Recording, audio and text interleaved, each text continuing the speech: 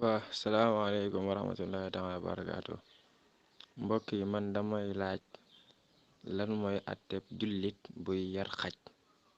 Ab jullit buy yar xaj ci coobareem luy àtteem ci islaam. Asalaamaaleykum wa rahmatullah mbokk yi ziar nañ leen bu wér di leen màggal lu bëree bëri mu mel ni mbokk mi dafa laaj lan mooy àtte jullit bi nga xam ni dafay yar xaj.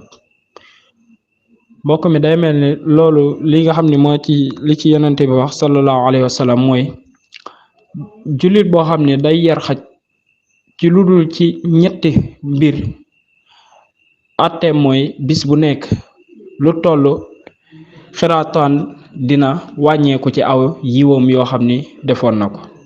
bu ñu waxee xiraataan ab peesekaay la wala ab nattukaay boo xam ni ci jamono yi day wute lim doon firi ci jamono yooyu wala lim doon firi ci avant yonent bi di wax loolu ak jamono bi nga xam ni yonent bi di ko wax wute na waaye ñu jàpp ni daal am na ñuy wax ni mooy kara bi ñuy nattee or waaye am na ñuy ni loolu nag mooy tolloog ñeenti doomu pepp mooy arbaa xamaat.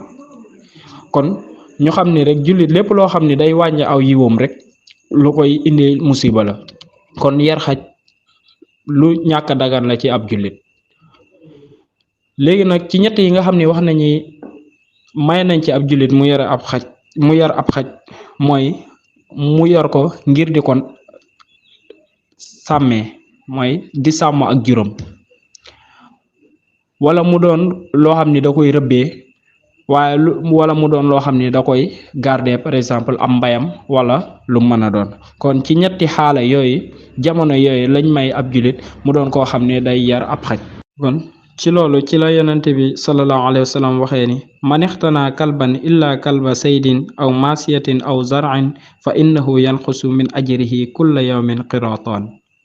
mu ni képp koo xam ni dafay yar ab xaj lu dul xajub sàmm wala xajub rëbb wala xaj boo xam ni ngir am mbay la muy garder mbay wala yu demee noonu nee na kooku de bis bu nekk yàlla dina wàññi ci aw yiwam woo xam ne amoon na ko ñaari xiraat yooyu ñuy wax mooy lu mel ni 2 carats ci natt bi nga xam ne moom la ñuy nattee or wala ñeenti pepp yoo xam ni teg nañ ko ci peese. kon loolu mooy li nga xam ni yonent bi wax na ko. kon képp koo xam ne ab jullit la bu fekkee ñett yi doyewu ko ab xajam bu boobaa xaj boobu day doon loo xam ne lu ñàkk a dagan la ci moom ngir mu yar ko ci këram.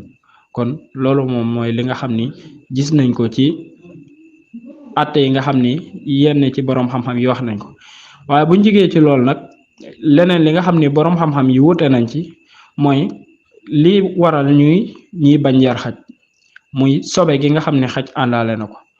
ndax wax nañ ni xaj lépp luy génne ci moom cib tooyaay moo xam ay loritam la moo xam ay sawam la wala loo xam ni ci ñaqam la daa doon loo xam ni sobe la. bu dee ci loolu nag boroom xam-xam yi wute nañ ci. ku mel ni ki ñuy topp muy imam Malik moom nee na li nga xam ne mooy tooyaay boobu di génne ci xaj nekkul ab sobe kon jëmmi xaj ci boppam du sobe. kon loolu la ci wax waaye ñeneen ñi nga xam ni ku mel ni Safin ak Hanbal ñoom dañoo jàpp ni li nga xam ne mooy xaj lépp lu ciy jóge ci ab tooyaay ci moom day nekk ab sobe. kon loolu moom mooy différence bi nga xam ne am na ci. waaye kanta yarub xaj moom boroom xam-xam yi maase nañ ni lu dul ci ñett yi doonul loo xam ne lu dagan la ci ab jullit. kon daa mel ni loolu mooy li nga xam ni rootoon na fi ci ab laaj di wax asalaamaaleykum wa rahmatullahi taala wa barakaatuhu.